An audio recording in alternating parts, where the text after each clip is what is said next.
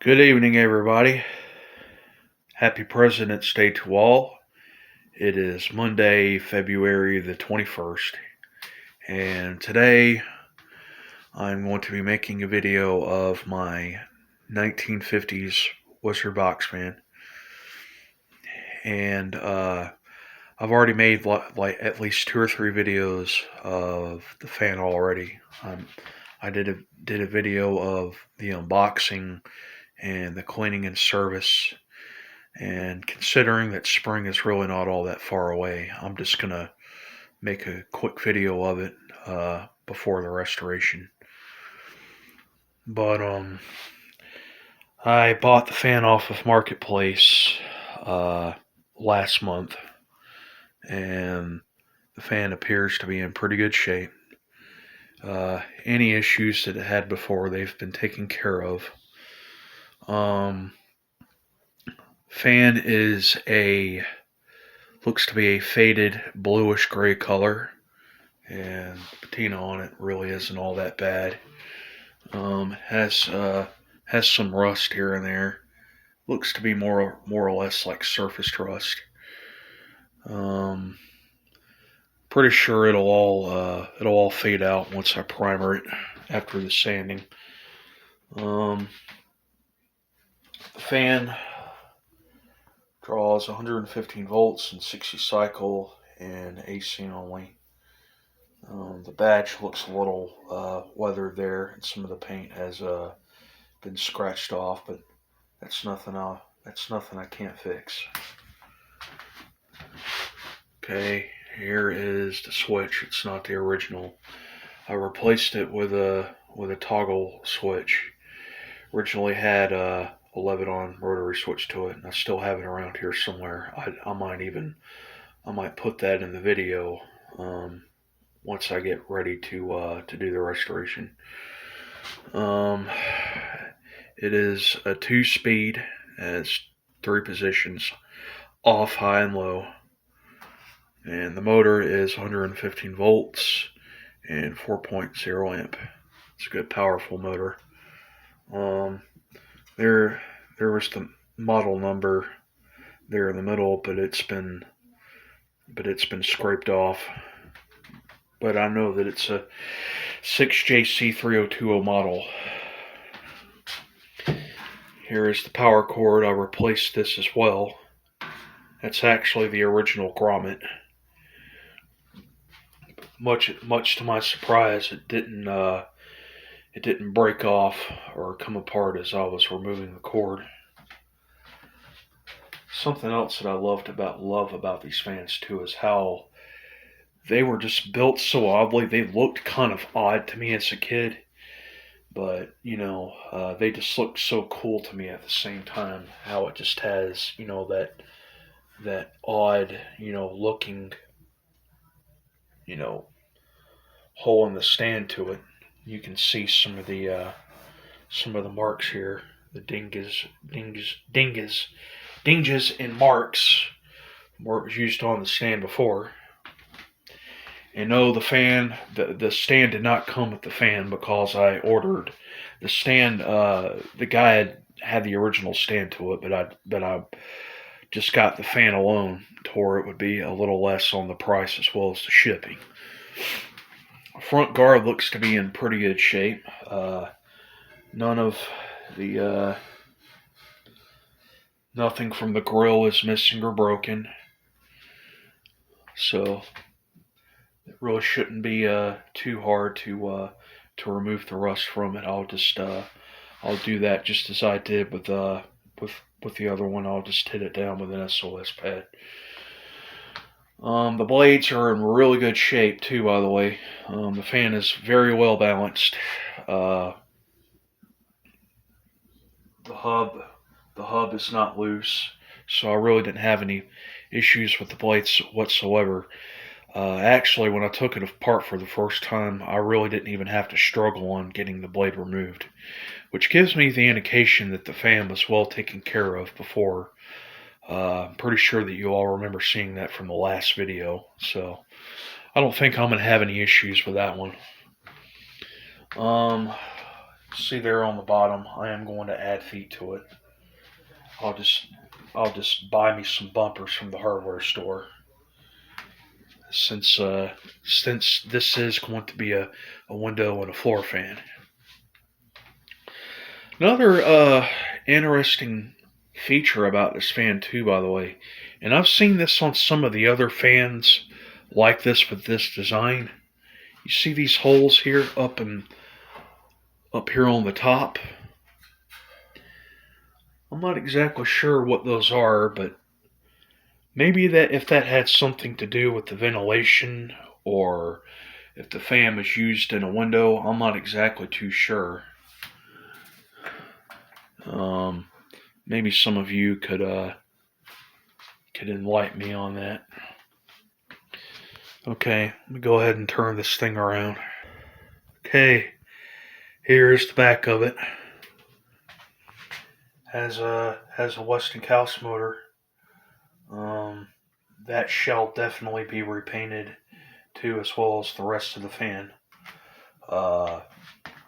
Has the original bolts and screws to it too, by the way. I'm not exactly sure if you can see it. I'll turn the flashlight on. Those are what the windings look like, and I'm gonna have to go over those. Basically what I'll do is if I can't get my air compressor, I'll just very carefully and thoroughly clean it down with a wet rag. And this motor is going to be revarnished too, by the way. There is the back guard.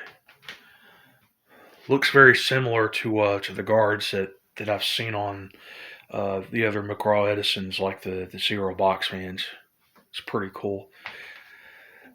The thing is, with the C&H Mayfair branded of this fan, it had the same style back guard, but it basically it didn't have the rods on it.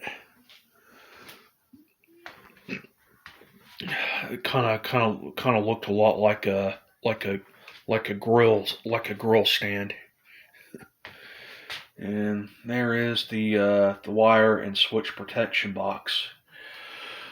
I think that is to just keep the wiring and whatnot from falling into the fan. I think it was pretty cool how they did that. The back brace is riveted to the cabinet. Another interesting thing about this fan, goes to show you of how well put together, how well built these fans were.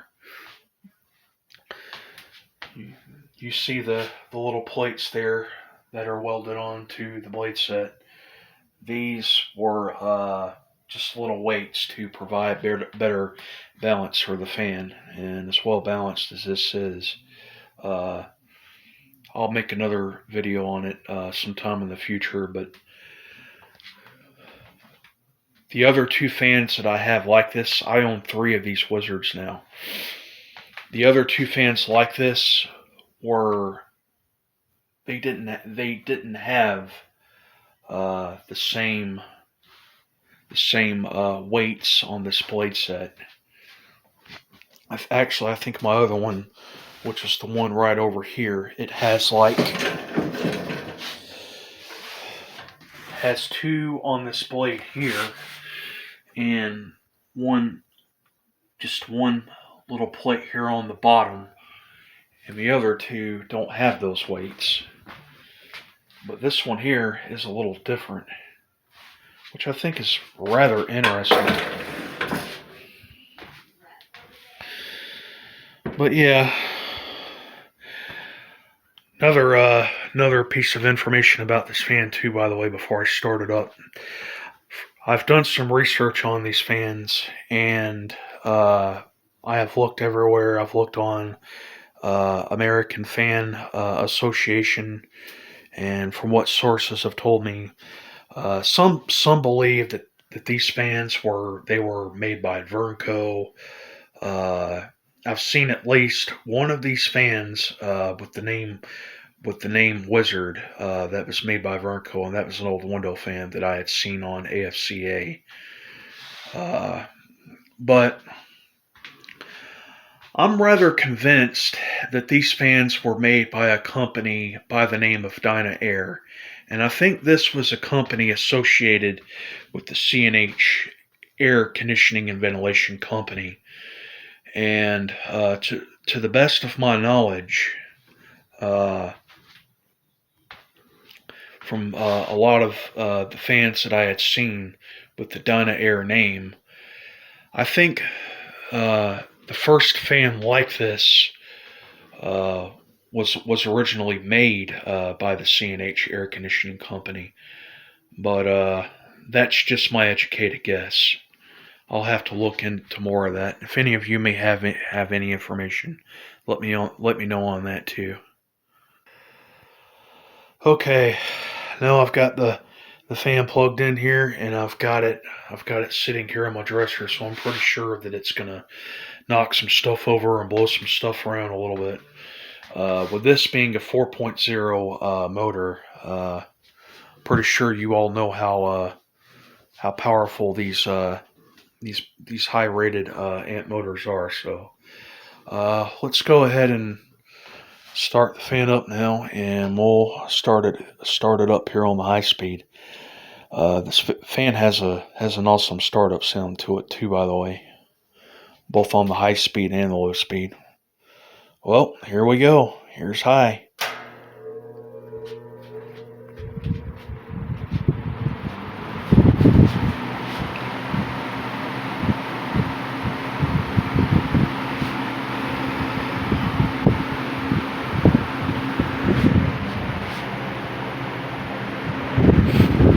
Fan is very powerful. It's good. Motor's good and strong to it. Good and strong. There's no humming or anything like that, so that's a good thing. Putting out a good breeze.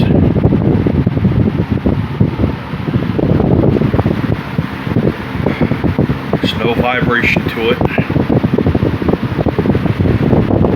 I will knock it down to low.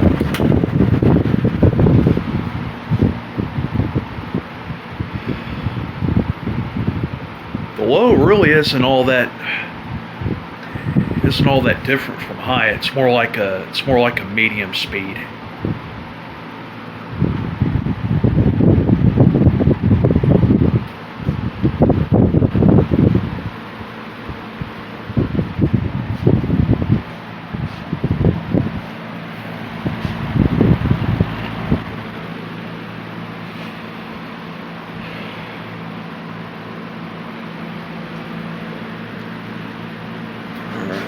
Let's go ahead and knock it back up to high.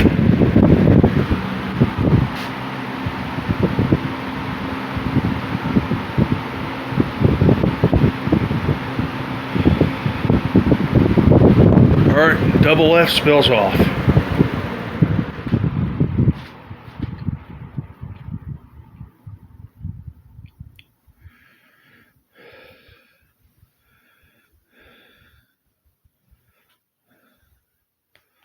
Fan has a good spin down too, by the way, with those sleeve bearings.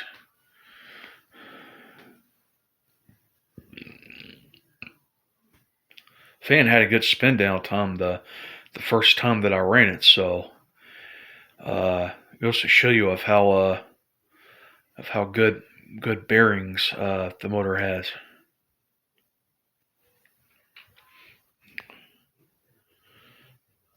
That blade set isn't particularly light either. Top that off, so.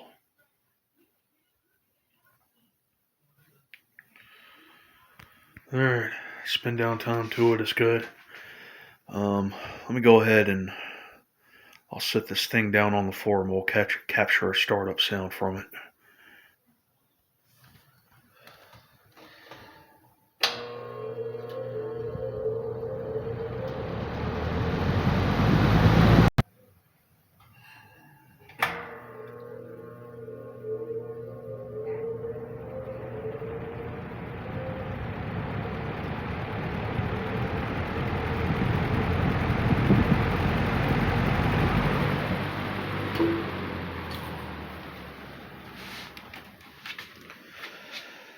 Well, okay, everybody.